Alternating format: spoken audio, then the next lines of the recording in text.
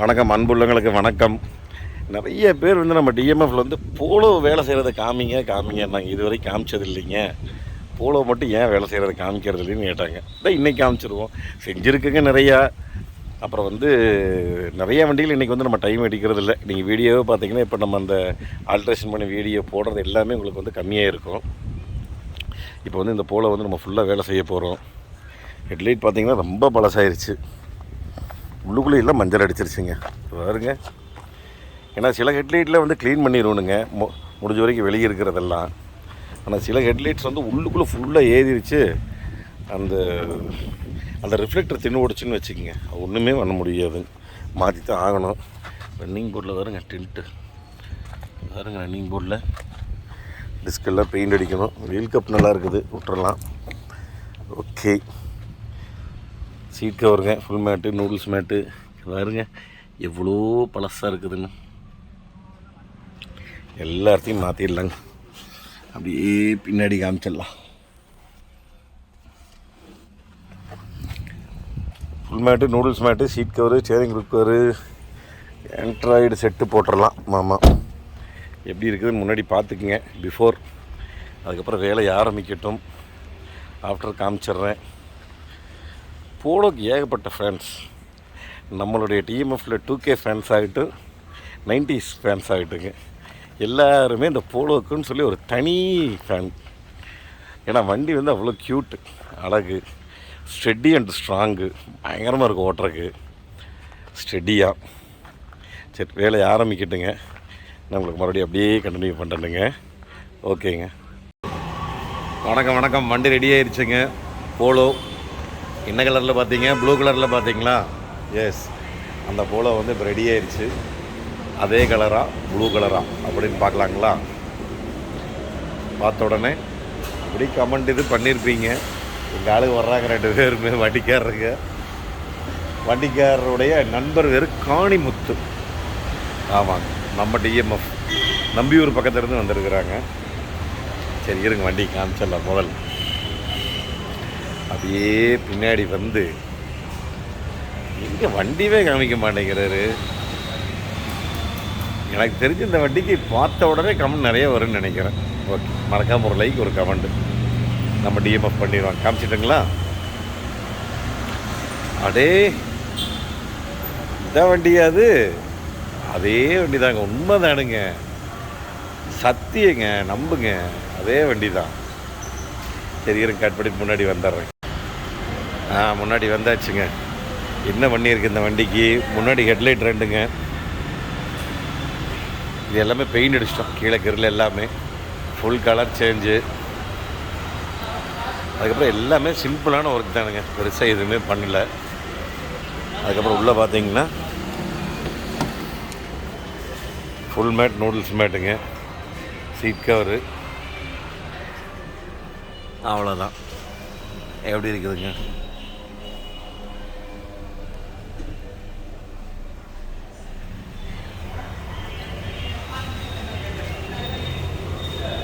Full mat, noodles mat, seat cover.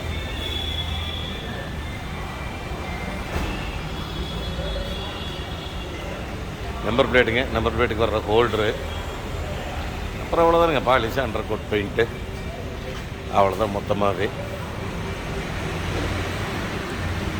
எப்படி இருக்குதுங்க?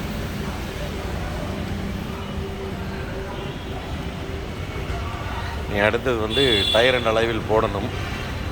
கூடி சீக்கிரம் போட்டலான்னு சொல்லிக்கிறாரு. ஓகே இருங்க, அப்படியே நான் முன்னாடி கேமராக்கு வந்துடுறேங்க. ஓகே, வந்தாச்சுங்க. எப்படி இருக்குதுன்னு சொல்லி பார்த்தீங்களா? வர்றதுக்கு 2 பேரும் அவ்வளோ யோசனை பண்ணுறாங்க கேமரா முன்னாடி வர்றதுக்கு. சரி விடுங்க, அப்புறம் அது விரிமாச்சு. அதனால் சரி வண்டி எப்படி இருக்குதுங்க மறக்காமல் சொல்லுங்கள். நம்ம பிரியம் அவங்களுக்கு வந்து வெயிட் பண்ணணும் அப்படின்னு சொல்லி, அதனால் ஒரிஜினல் போலோ வெயிட்டே பண்ணியாச்சுங்க, கேண்டி வெயிட்டு. அவங்களுக்கு சந்தோஷம். சரி அதனால் பேசுங்க அப்படின்னா அவங்களுக்கு வண்டி அடையாளமே தெரியல அப்படின்னு சொல்லி சொல்கிறாங்க. சரி நீங்கள் எப்படி இருக்குன்னு சொல்லுங்கள் மறக்காமல். நீங்கள் சொன்னாலே போதும்.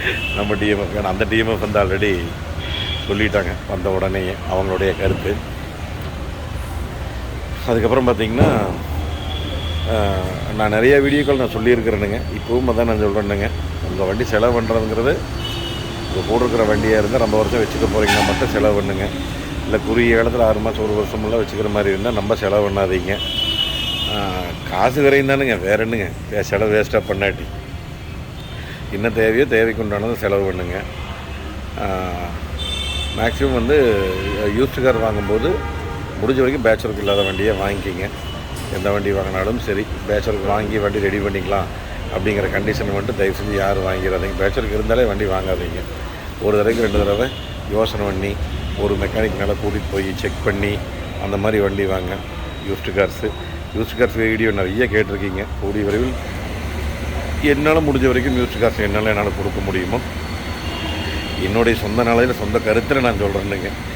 நான் வந்து நம்மளை யூஸ்டு காரோடைய அந்த இதெல்லாம் நான் வந்து உங்களுக்கு வீடியோ தனியாக போடுறேனுங்க. அப்புறம் மெயினான விஷயம் நான் சொல்கிறது, பேட்ச் இல்லாத வண்டியை தயவு செஞ்சு எடுங்க. மற்ற வேலையில கூட நம்ம ஈஸியாக பண்ணிக்கலாங்க. ஏதாவது ஒடுக்கெடுக்க, ஸ்க்ராட்சு, பெயிண்ட் டச்சப்பு அந்த மாதிரி தான் நம்ம தாராளமாக பண்ணிக்கலாம். சஸ்பென்சர் வேலை பண்ணிக்கலாம். அதுக்கப்புறம் ஆயில் சர்வீஸ் பண்ணிக்கலாம். சீட்டு, மேட்டு, கிட்டு, லொட்டு, லுஸ்க்கு அந்த மாதிரி ஒர்க்கெலாம் பண்ணிக்கலாம். எல்லாம் சேர்ந்து இருக்குது. பேட்ச் ஒர்க் அப்படிங்கிறது ஒரு வண்டியினுடைய மிக முக்கியமான ஒரு அங்கம். அதனால் வந்து நம்ம பேட்ச் ஒர்க் இருந்தால் எடுக்காதீங்க. நம்ம ஓரளவுக்கு டாப் கீப் எல்லாமே வந்துருச்சு அப்படிங்கும்போது அந்த பாடியினுடைய ஸ்ட்ரென்த்தே வந்து போயிடும். அதுக்காக தான் நான் சொல்கிறது திருப்பி நம்ம பேட்சருக்கு வந்து எடுக்காதீங்கன்னு. அப்படி இல்லைன்னா செல்லு மாற்றுற மாதிரி நம்மளுக்கு இன்னும் பெரிய செலவாக வந்துடும். நான் போன வீடியோவில் உங்களுக்கு சொல்லியிருப்பேன் நினைக்கிறேன். ஸ்கார்பியோ வண்டி ஒருத்தர் இந்த மாதிரி ஃபுல் பேட்சர் கார்டை எடுத்துகிட்டு வந்தார். நான் வேணாம் சொல்லி வண்டியே திருப்பி கொடுக்க சொல்லிட்டேன்.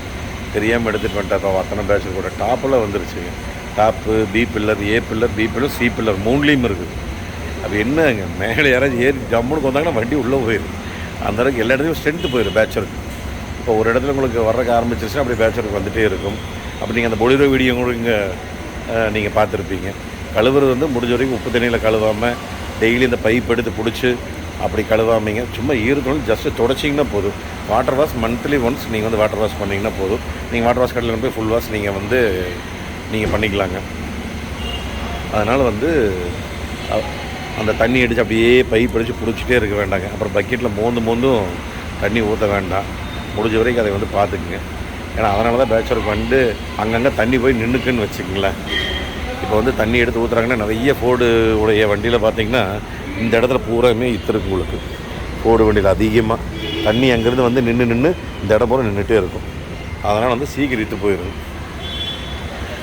அப்புறம் மகேந்திரா வண்டிலையும் அதே மாதிரி தானுங்க. அப்புறம் பொலிரோலையும் பார்த்திங்கன்னா மேலே வாட்டர் சேனல்லாம் அந்த மாதிரி நிறைய பக்கம் வந்து தண்ணி நிற்கிங்க. அதனால் முடிஞ்ச வரைக்கும் பைப் எடுத்து அப்படியே பிடிச்சிக்காதீங்க. பக்கெட்டில் மோந்து ஊற்றாதீங்க. அழகாக தட்டி விட்டு போட்டு ஈரத்துணியில் தொடச்சி நீங்கள் வச்சுங்க. அதே போதுங்க. நீங்கள் அந்த மாதிரி பண்ணிங்கனாலே வாரம் போகிற ஈரத்துணியில் தொடச்சிட்டு இருந்தாலே போதும். உங்களுக்கு அட்டகாசமாக இருக்க வண்டி நல்லா ஷைனிங்காக நல்லா இருக்கும். மந்த்லி ஒன்ஸ் நீங்கள் வாட்டர் வாஷ் பண்ணால் போதும். கழுவுறதா இருந்தாலும் மந்த்லி ஒன்ஸ் பண்ணிங்கன்னா போதும். இல்லைன்னா சீக்கிரம் பேட்ச் ஒர்க் வந்துடும். தண்ணி அங்கங்கே போய் நின்று. அப்புறம் அண்டர் கோட் பெயிண்ட் அடிக்கிறத பற்றியும் கேட்டிருக்கீங்க. தாராளமாக நீங்கள் அடிக்கலாம். அண்டர் கோட் வந்து நீங்கள் புது வண்டிக்கும் அடிக்கலாம், பழைய வண்டிக்கும் அடிக்கலாம். ஏன்னா புது வண்டிக்கு அடிக்கிறது சில பேர் வருமுன் காப்பம் நாங்கள் அடிச்சுக்கிறோங்க, எங்களுக்கு முன்னாடியே அடிச்சு கொடுங்கங்கிறாங்க. சரி, முன்னாடியே அடிச்சு கொடுத்துட்டா ரைட். அவங்க 1.5 வருஷத்துக்கு ஒருக்கா 2 வருஷத்துக்கு ஒருக்கா திருப்பி ரிப்பீட்டாக ஃபுல்லாக பிளாக் அடித்து வச்சுக்கிறாங்க. அது ஒவ்வொருத்தருடைய வண்டி வச்சுருக்கு ஒவ்வொருடைய டேஸ்ட்டுங்க. நம்ம வந்து அது அடிங்கிறது நம்ம வந்து 100% நம்ம சொல்லவும் மாட்டோம். நம்மளோட கம்பல்ஷனும் கிடையாது. அவங்க விருப்பப்பட்டு அடிச்சு கொடுப்போம். பழைய வண்டிக்கு கம்பல்சரி அடிக்க சொல்லிடுவேன் நான். எனக்கு இந்த மாதிரி ஃபுல் பெயிண்ட் பண்ணிக்கிறது நீங்கள் அடித்து வச்சுக்கோங்க. இன்னும் 5 வருஷமோ 10 வருஷமோ எந்த பிரச்சனையும் இல்லாமல் ஓடும். 2 வருஷத்துக்கு ஒருக்கா வருங்க. மேக்ஸிமம் 1.5 வருஷம் 2 வருஷம் நல்ல யூசேஜ்னா 1.5 வருஷங்க. அளவான யூசேஜ்னா 2 வருஷம் வருங்க மேக்ஸிமம் அண்டர் கோட் பெயிண்ட் வந்து.